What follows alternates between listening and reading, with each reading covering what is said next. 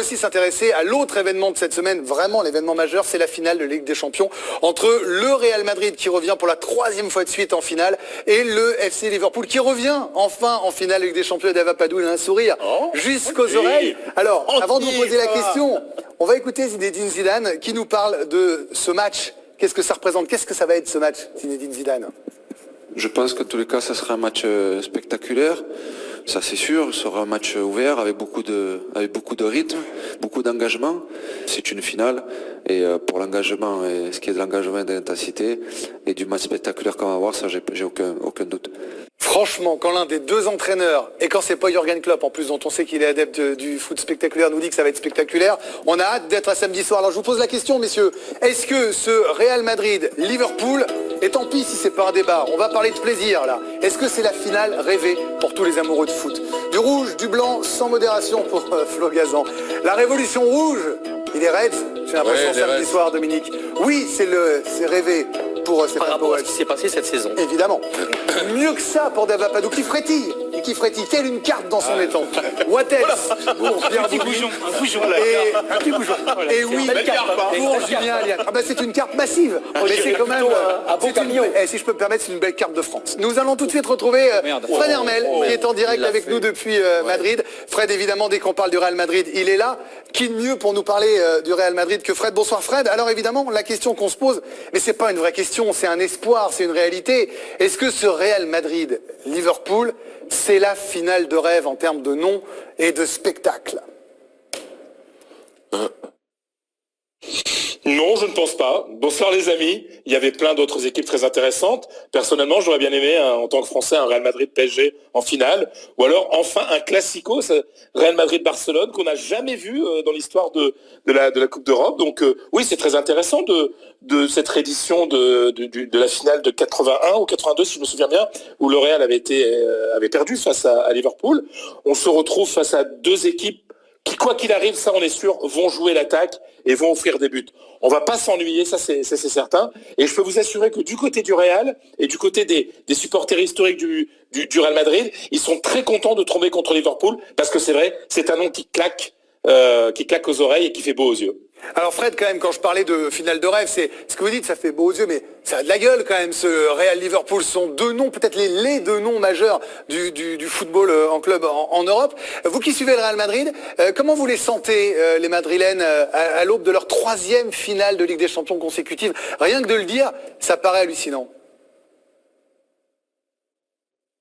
Ce que je sens, mais aussi ce que je sais, et de discussions en privé que j'ai pu avoir avec quelques personnes qui ont un petit rôle sympathique au sein de ce club, ils sont en pleine bourre, ils sont en pleine forme.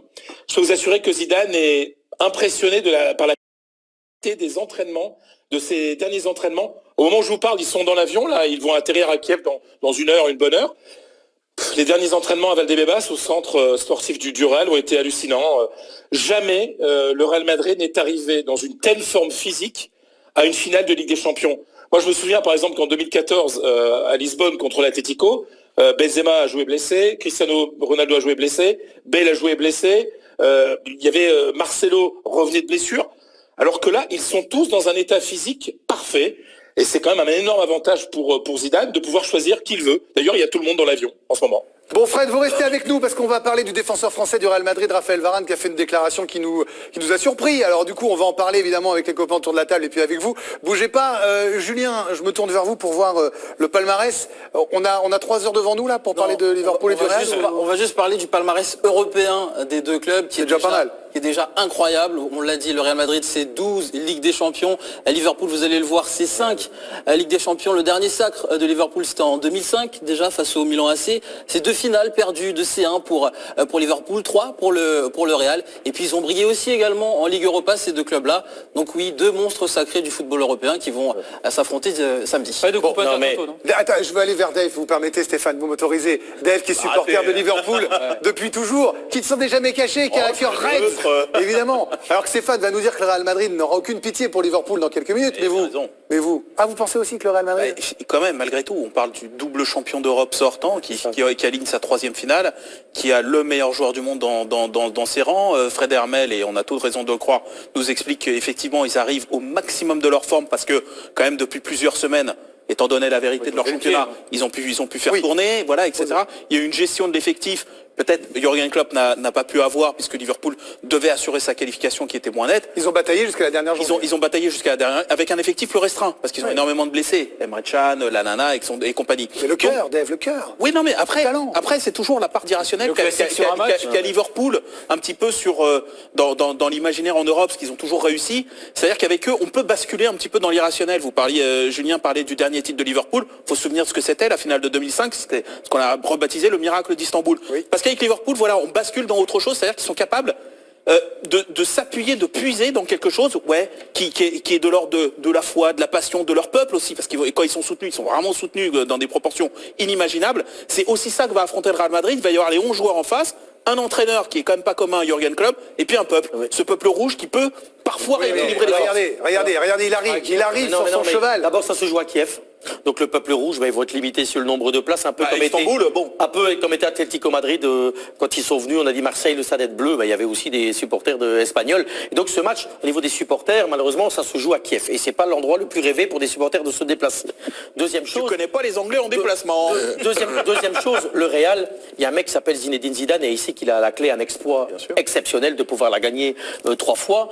Et comme l'a dit très juste Fred, ils sont au repos depuis 3 semaines, ils se préparent et on l'a vu aussi pour conclure contre le Paris Saint-Germain, c'est que Madrid, quand ils doivent être là et au bon moment et qu'il faut faire les bons changements, rappelez-vous son changement avec Asensio et compagnie, les mecs font la différence quoi. C'est une équipe d'expérience et moi j'adore cette équipe de Liverpool parce que fighting spirit, parce que effectivement ses supporters, parce que Klopp est un type qui aime ses joueurs et ça se sent. Malheureusement, je pense que c'est un peu ce qui va se passer avec Marseille et l'Atlético, c'est qu'à un moment il y a une équipe qui est juste plus forte et c'est la loi du football et Madrid est plus à mes yeux. Vous parlez de Jürgen Klopp, on va parler de la déclaration de Raphaël Varane, on retournera voir Fred, on écoutera Dominique avec son cœur rouge et Pierre Boubi évidemment en tant que joueur. Regardez ce que dit Jürgen Klopp à propos des chances de Liverpool. Évidemment, il n'est pas d'accord avec ses fans. Nous avons toutes nos chances dans cette finale. C'est pour ça qu'il faut se donner la peine de jouer à fond. Allons-y et essayons de faire un grand match. Même si les gens disent que c'est impossible pour nous. Moi, je vous le dis, c'est possible, et c'est ce que nous devons croire. Nous savons exactement quoi faire, et nous avons besoin, dans cette finale, de faire ce que nous avons déjà réalisé dans cette compétition. Bon, Dominique, on n'attendait pas non plus Liverpool en finale de Ligue des Champions. Non, et moi je rejoins complètement Dave. Alors moi je suis supporter de Liverpool depuis 40 ans. Et à l'époque, mon premier voyage à Anfield, c'était un match historique. C'était contre les Verts, avec le but extraordinaire de Batney, qui malheureusement, Ferclao les élimine, etc. Et depuis, moi, je n'ai jamais lâché cette équipe de Liverpool. J'ai toujours eu un battement de cœur supplémentaire pour cette équipe. Et je trouve que depuis l'arrivée de Klopp a fait un boulot, mais absolument colossal, avec cette équipe de Liverpool, qui est flamboyante, qui peut paraître parfois totalement perdu, fébrile en défense, bien que l'apport de Van Dijk, on avait rigolé, souvenez-vous, quand il avait été acheté 80 millions d'euros. Van Dijk, aujourd'hui à Liverpool, c'est comme Terry, avec Chelsea il y a quelques années. C'est un vrai leader, c'est un vrai patron de défense. Et donc avec Liverpool, c'est vrai que sur le papier, le Real doit l'emporter. Mais simplement, je ne sais pas si Julien, tu as préparé là, en 14 matchs cette saison, 14 matchs de Ligue des Champions, c'est 46 buts marqués par Liverpool. 46 buts.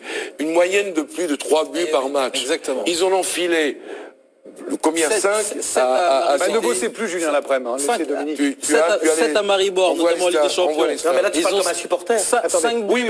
Ils ont mis 5 buts au FC Porto. C'est une machine de guerre cette équipe de Liverpool en Ligue des Champions. Oui, mais il y a une dernière chose aussi sur le Real. Stéphane, c'est que c'est peut-être la dernière possibilité pour Benzema de gagner une Champions League, je pense. Et la dernière pour Cristiano Ronaldo, parce que je suis pas sûr que le Real l'année prochaine sera aussi fort. Oui d'accord, mais ça veut dire que tout ça peut jouer aussi. Alors tu parles comme un supporter. On adore. Moi j'adore Mané, tout ça. Mais je pense que défensivement... Je parle pas comme un supporter. La question, c'est finale de rêve. Je dis pour ce qu'ils ont montré cette saison, tant les Madrilènes que les Reds, c'est du pays. Et puis il y a... Non, j'aimerais qu'on écoute Pierre, parce qu'il n'a pas parlé encore sur là, ce toi sujet. Pierre, là vous entendez ce supplément d'âme. les supporters. Quand on est joueur de foot, est-ce que c'est quelque chose qui compte? Est-ce que ce côté irrationnel, pour reprendre le mot de Dave, ça vous porte? Est-ce que ça existe vraiment? Moi, je suis assez d'accord avec ce que dit Dave. Liverpool, c'est un club de passion, il renverse des montagnes quand on les attend pas. Et je pense que le seul moyen pour Liverpool de gagner cette Ligue des Champions, c'est justement de faire, je vois le Real qui a justement 2 buts, voire 3 d'avance, et après de renverser la vapeur. Je les vois pas gagner en menant que 1-0 ça là peut faire la diff. Et avec le Real qui justement reste sur ses aguets. Je pense que la seule manière pour Liverpool de gagner, c'est justement que le Real se sent super en confiance. Et honnêtement, même avec les matchs que j'ai vus, je les vois pas vraiment se laisser aller et s'asseoir sur leur acquis, même à la 95e, même s'ils gagnent 3-0. Parce que le Real, c'est une machine. Ils ont tout préparé correctement et honnêtement, je vois pas Zidane. Ils sont raides, ils sont J'aimerais justement, puisque vous me dites que c'est une machine, double champion d'Europe quand même, faut pas l'oublier, 3e finale de Ligue des Champions consécutive. Regardez quand même ce qui nous a un peu halluciné, et je voudrais qu'on en parle d'abord avec Fred aussi, qui est à Madrid, puis avec vous, bien sûr, messieurs. Regardez la déclaration de Raphaël Varane, le défenseur central français du Real. Nous ne sommes pas les favoris. Si Liverpool est en finale, ce n'est pas un hasard, c'est une bonne équipe qui a réalisé de belles choses pour arriver en finale, nous le savons très bien, et il n'y a aucun favori. Alors, Fred, oui, sans S, un favori. Bon, c'est la stratégie. Fred Hermel, vous êtes toujours avec nous en direct depuis Madrid, vous êtes notre correspondant permanent en Espagne et à Madrid, vous suivez le Real mieux que quiconque, mais il est franchement, le Real quasiment. Fred, il se fout de nous quand même, Raphaël, là, il se moque de nous. Raphaël Varane. Mais bien sûr que non. Mais bien sûr que non.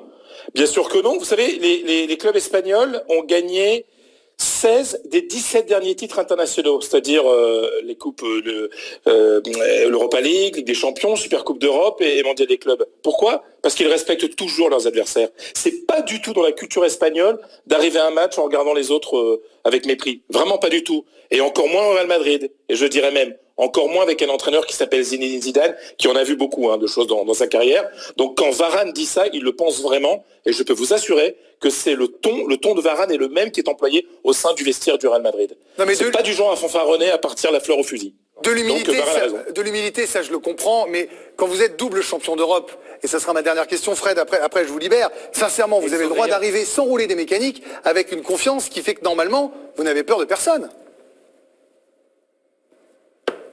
Le Real Madrid a été éliminé par Leganés en quart de finale de la Coupe du Roi. Donc il se méfie de tout le monde. Écoutez, vous avez décidé d'être d'accord avec Raphaël Varane, ça me va parfaitement, ça me va parfaitement. Vous souhaite une bonne soirée, Fred. On se retrouve évidemment pour parler du Real Madrid avant la finale. Bonne soirée, Fred, merci d'avoir été avec nous. Il y a Pierre qui réagissait au propos de Fred. Le penalty contre la Juve aussi à Bernabeu, il est bien arrivé, il est bien tombé aussi. Pour oui, d'accord, ok. Mais on est d'accord. On fait pas toute l'histoire de cette Ligue des Champions. Est largement favori. On est d'accord, mais il y aura quand même un match. Mais est-ce que vous, non mais là, sur Varane, sincèrement, quand vous êtes double champion d'Europe, c'est pour ça qu'ils ont été 2 fois, qu'ils vont l'être sûrement une 3e fois. C'est parce que justement, ils négligent rien. Je crois que c'est l'équipe la plus professionnelle que je vois moi sur le plan européen. Il n'y a pas de petits matchs, il n'y a pas de. Quand ils entendent la Ligue des Champions, ça devient une machine de guerre cette équipe. Il n'y aura pas de match. Donc forcément, et je pense qu'en justement respectant encore plus l'adversaire et en se mettant en tant que moi je vous trouve dingue de me dire qu'il n'y aura pas de match. C'est très gonflé. Moi j'ai l'impression que je vais voir un match. Je vous dis, attendez Stéphane, moi j'ai l'impression que je vais voir un match, ça sera enfin celui qui marque plus de buts que l'autre qui gagnera. Attendez, quand le Real est vu contre Paris, on dit Paris va être supérieur. Zizou, il a ce même effectif depuis, c'est pas nouveau, depuis 2 ans, 3 ans, il connaît cette équipe.